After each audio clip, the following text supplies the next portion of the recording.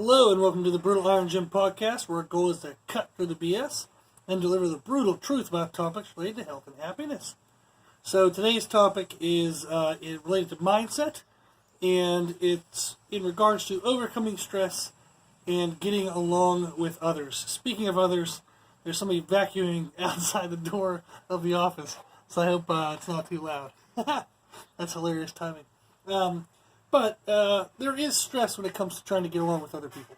So we all, if I were to say to you, like, you know, what's that one person that annoys the crap out of you?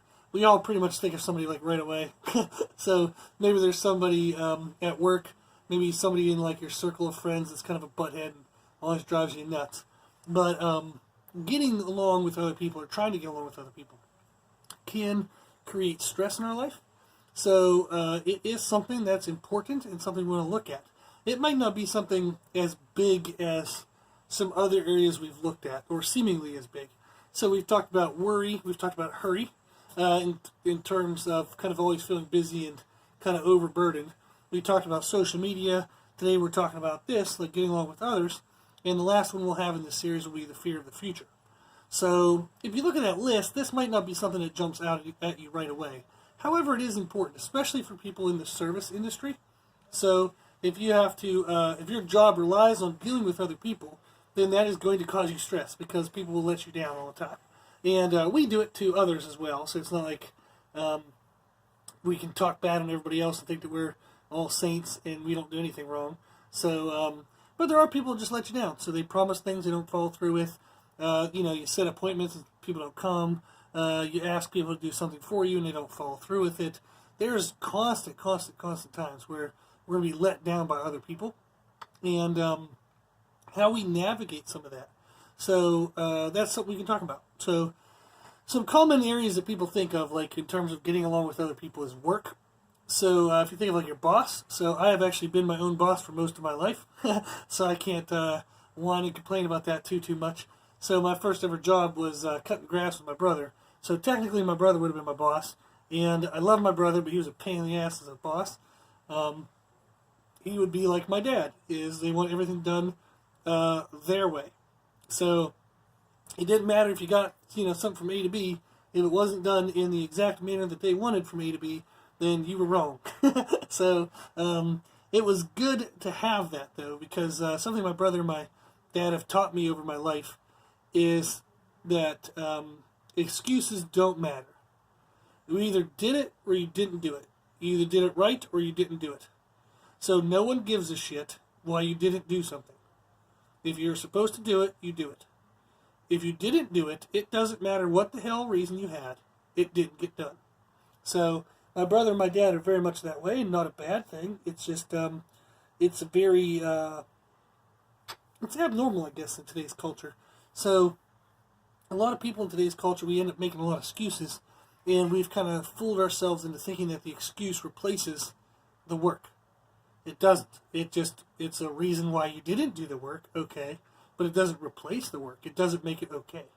So if I was supposed to do my homework, so to speak, in school, and I have an excuse for why my homework didn't get done, okay, well, that's the reason. It explains it. You're still going to get a 0 on the assignment. And that's the way life works as an adult.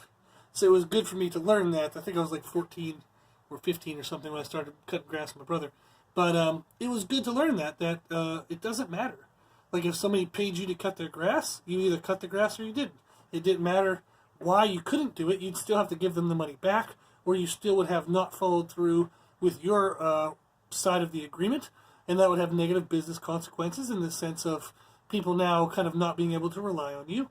So excuses are just a reason why it didn't get done. It doesn't make up for what didn't get done.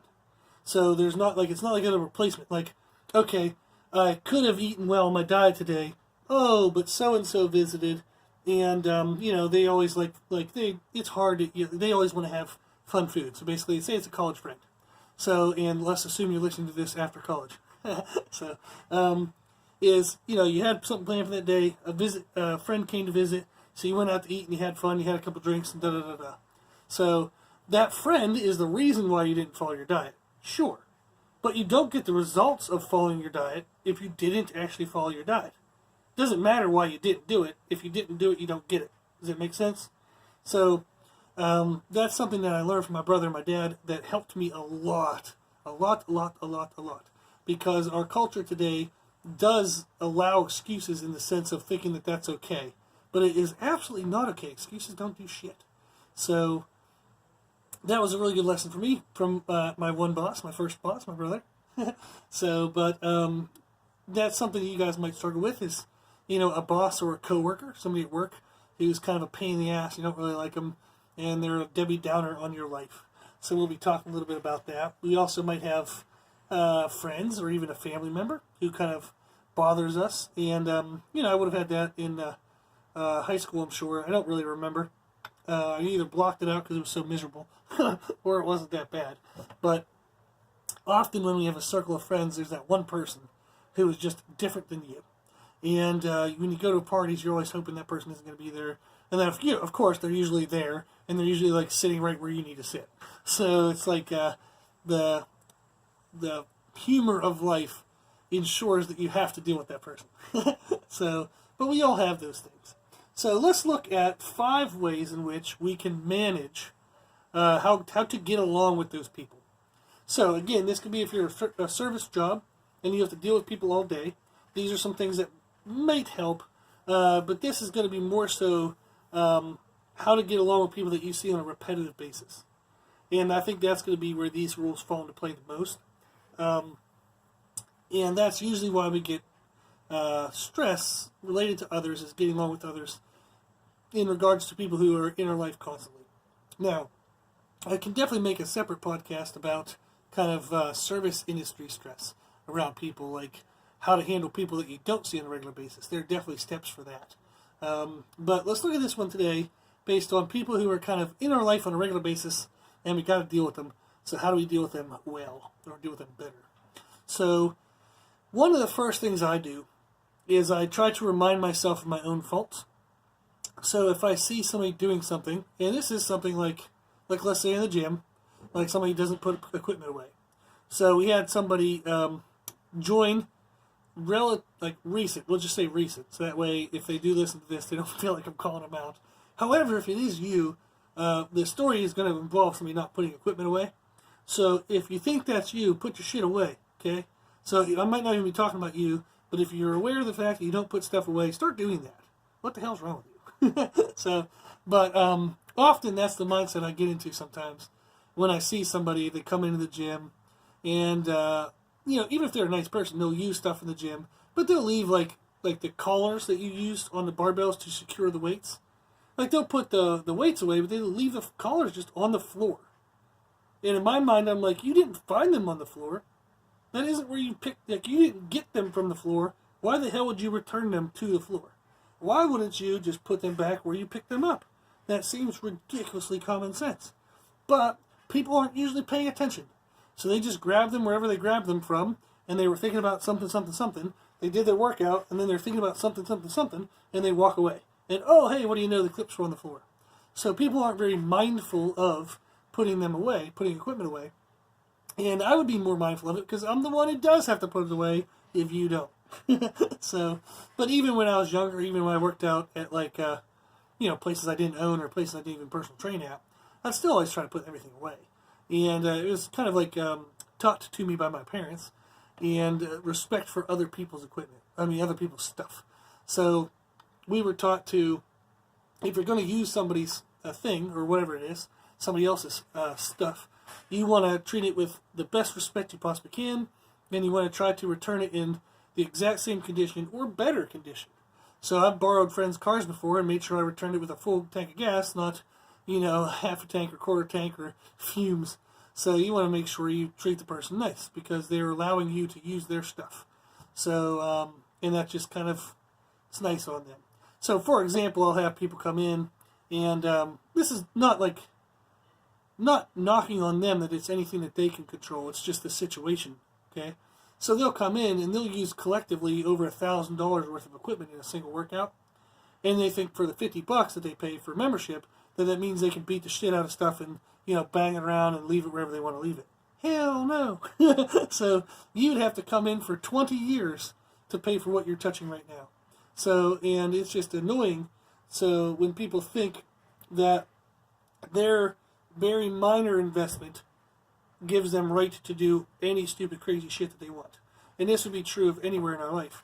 So it's something that when I see that, so when I see people not putting stuff away, it does get me mad. It's a struggle that I have to get along with somebody, with that person. But how I battle that is one of the ways is reminding myself of my own faults. So I have forgotten to put equipment away myself. So I actually have 8 mistakes in 8 years. I'm averaging 1 mistake a year, which is annoying because I'd love to have 0. But where I have forgot something. So I trained somebody and it kind of got to talking, got sidetracked with another project. Another person came in, this or this or this. And then all of a sudden I'll see somebody putting a piece of equipment away that I left out. And I'm like, damn it. You know, there they are having to put work towards my laziness. So I was too lazy to put that away. Wasn't mindful of it. And now it burdens their life. So that's kind of a bummer. I don't like that. So, but I have done it. So when I see people not putting stuff away, I'll think to myself, hey, you know what? Even I've forgotten. So, you know, I gotta understand that people are humans. They're gonna make mistakes. They're gonna be forgetful. Sometimes, you know, they got bigger things going on in their life than where those collars are. So I have to kind of remind myself of that. So we can also think of it as like a kind of a side example is I've been talking with my sorry dad. You're coming up quite a bit in this podcast, but I've been talking with my dad, and he's struggling to make working out a normal routine in his life because he doesn't really like working out. And we've talked about how even though I love working out, and in the scope of just working out, to me it'd be like, how the hell can somebody not do this? Like, this is freaking awesome. This is fun. This is, you know, a great thing. Why would you not want to do this? And I thought to myself it's probably the same as me thinking of like trying to clean up my car. So my car doesn't have any wild animals running around in it, but it's not super duper clean. So I try to keep the garbage out of it, but I probably haven't vacuumed that thing in like a year. There's probably dust everywhere. So I don't take great care of the inside of my car. But that's something it's annoying for me to clean that car. I don't really find it highly valuable. The car will still get me from A to B, even if it has a little bit of dust in it. So it's kind of like I don't really value that. And therefore I won't do it. So I told my dad before, I said, like this was my revelation, was getting someone with his mindset towards working out to actually work out would be like getting somebody with my mindset towards cleaning my car to actually clean my car. So when I figured I'd try that, like, so the day I start cleaning my car on a regular basis is the day I could be justifiably annoyed or mad at my dad or judging my dad for not working out. Now, I don't judge my dad at all. So he's got a lot of work. He works long hours, you know, makes money for the family and stuff. So he has a lot of commitments there. So, but that's something we can think of is reminding ourselves of our own faults. So where do we mess up? So maybe we don't mess up in the same spot that person does that annoys the crap out of us, but we probably mess up in other areas of our life. So we have to recognize that if we have those areas where we're not correct and perfect, then maybe this is one of those areas for that person. So maybe what you're mad about them not doing or doing is the same thing as what you struggle with in a different area. So you have to have, I don't know what the proper word is for it, but compassion, I guess, or understanding that not everybody is going to be perfect in the areas that you're perfect in. And just like you have mistakes in certain areas of your life, they're going to have mistakes in certain areas of their life. And maybe, just maybe, you guys kind of lap over where your strength is their weakness. So that annoys you. So that's something you look at as reminding of your own faults. Another thing we have is seeing the good. So often, I made a post about this, I don't know, like a month or two ago, how it's funny that often the people who don't put any equipment away in the gym or not on a really good regular basis, they tend to be super happy, very playful, fun people. So they make other members happy and they're excited and they kind of brighten the room. But they leave the room so damn messy. So they have the one negative characteristic of not cleaning up after themselves, but they have a really big positive characteristic of being very positive and friendly and fun, and they're a good addition to the kind of cultural feel of the gym. So I always try to do that and say, okay, hey, you know what, that person's freaking awesome. Everybody loves them when they're here. So if I have to take, a minute or two and clean up stuff after they leave, it's not that bad. So, and it wouldn't be that bad except for there are like 40, 50, 60 people coming through here. So a minute or two after everybody adds up. But these people, at least they have some good value. They have some positives. So you have to understand that, again, just like with ourselves, is we have some goods, we have some bads. So they have some good sides, and would hating on that person be worth, like, dismissing the entire person, let's say that. So would dismissing the entire person just based on one small fault be reasonable? Absolutely not.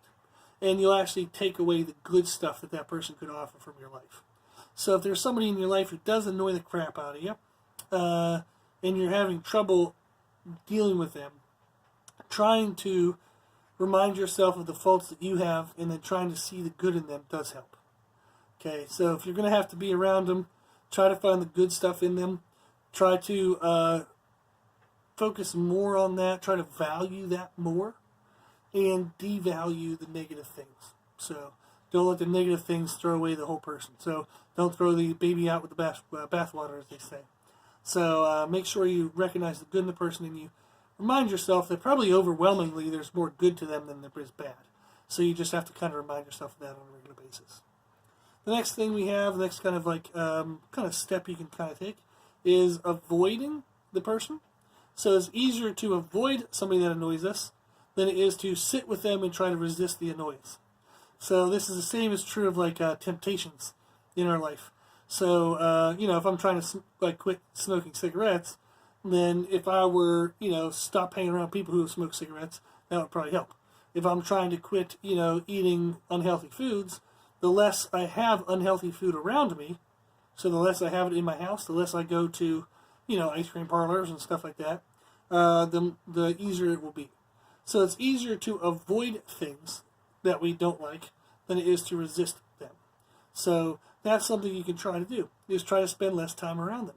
And I know that's going to be very hard for certain things like a boss. So you can't really choose to spend less time around your boss.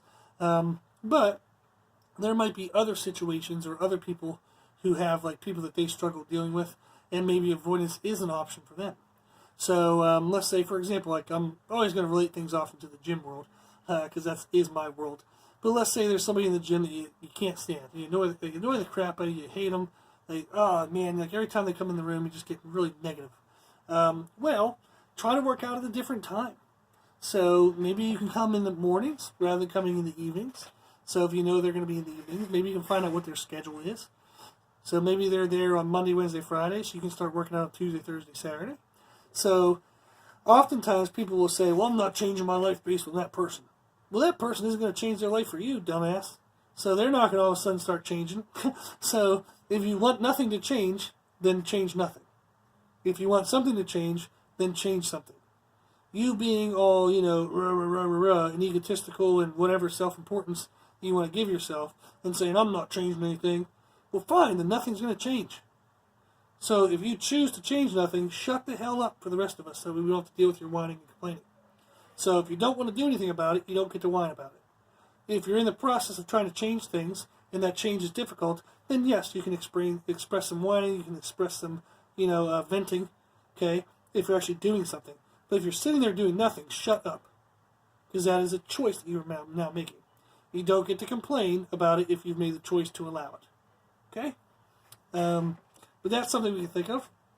And then the next one we have is to kind of make them less important. Try to rely on them less. And this is interesting in a sense where it's a little bit weird way of saying it. But let's say, for example, that you have a really negative parent. So every time you try to tell your parent something, like some news in your life, they always find like a negative thing. It could be a family member, it can be a friend. So just somebody who's always negative on you. No matter what you do, they're always trying to put you down. Well, trying to find less value in their approval of you is going to help you deload some stress. So if every time, say you're a woman in your late 20s, early 30s, or even late 30s, and every time you go home, your mom always says, why aren't you married yet? Or you're dating anybody? And you're probably like, shut up, So just try to consider the fact that what they think of you isn't that important. So if that person it's not that the person isn't important to you at all. It's just that aspect of their approval isn't important. So you still want to be maybe if it's your mom, you still want to maybe make her proud in certain ways. You still want her to think overall, like, well of you. But you don't have to worry about the value of that one specific decision. So maybe your mom got married when she was 18. And that was just the way life was back then. And now all of a sudden you're 28 and you're not married because you went to college and she didn't. You had to kind of like search for a job and she never really had to. So there's a lot of differences in your life. So if she questions why you aren't married yet, just let that roll off you. Don't worry about that. So don't put any emotional stock into that. So that's the idea of it. Is just make them less important, either in your life physically or in your life emotionally and mentally. So those are some ideas. I know these ones are kind of really broad-based, but they do help. So especially for me, the avoiding and the reminding of your own faults helps a lot. So the avoiding, for example, is if one of the things that I struggle with dealing with other people is there's a lot of people in my life. And how I kind of handle that is I know that when I show up to the gym, I am available to the people at the gym. So sometimes I actually stay home and do work from my house in the mornings, or I'll go home early and do work at my house at night, in the evening, when I want to try to like separate myself from the people and kind of become less burdened by that availability. So that's something you can do, is maybe trying to find your own time to kind of get off in your own and kind of be alone or work on your own projects, have your own me time. So that avoidance thing is a big thing for me. And then reminding myself of other people, of my own faults, helps a lot. So anytime you start thinking you're too good for other people, and man, everybody around me is this and everybody around me is that, okay, you're not so damn special, okay? So just remind yourself of the things that you screw up, and it'll help you better understand and accept the things that other people screw up. So those are two things that have helped me a lot. And they sound fluffy and, like, they kind of sound like that things you read in self-help books, but they don't actually help you. These have actually helped me. So I can speak in the sense of seeing that. So I have done that as well with seeing the good in somebody. So I have had some people in my life who, if it was up to me, I wish them well in their life, but I don't really want anything to do with them. So I'd be okay with them not being in my life. And some of the acceptance of that is understanding that, they have some good things. They're good people. Maybe they have one or two things that I don't like, or one of the two things that doesn't get along with me and how I want to live my life. So they have value, they have good things, and I hope they keep that up, but I just hope they keep it up at a distance. So sometimes that helps. So these are things that sound fluffy, but they are helpful. Now, what if none of the above kind of applies to your specific situation? Well, I'm going to give you a couple ideas that are going to sound funny, but again, they're things I've actually done in my life. So I have had times where, let's say I've been busy, and I'm in a rush to get somewhere, I'm in a rush to get something done, and somebody stops me and they want to talk to me. And what they want to talk to me about is something that I don't deem very important. So they want to tell me some story, and I'm like, for the love of God, I don't give a shit, just get out of my way. So if you have that mindset, one of the things I've done before is I don't want to be an asshole any more than I already am. So I try to tell myself is, okay, you can calm down, man, just breathe, enjoy the story, interact a little bit, but give yourself 2 minutes. So I have actually done this, so I'm about to give away a trade secret here. So is I have on my watch, I have is like a $10 like piece of crap watch from Walmart. So that way in case I bang it off equipment, I don't break it, a nice watch. But it also has a stopwatch feature, so when I train my clients, I can time certain things. So when I get into those situations, those conversations, I'll just kind of like casually reach down to my wrist and press the buttons I need to start a timer. I have the pattern, memorized to not have to look at my watch. So I'll kind of like start the timer. I'll get involved in the story, try to find something value of it. Like say, yeah, I know, yep, that's cool, and you kind of play along. And then I'll casually like go to like wipe my face somewhere or wipe my eyebrow or something, and I'll look down at my watch and I'll see what time it is. Maybe it's only a minute 15, so I just kind of keep getting along with the story. Feels like forever. And then all of a sudden I'll look down and it'll be like 2 minute timer.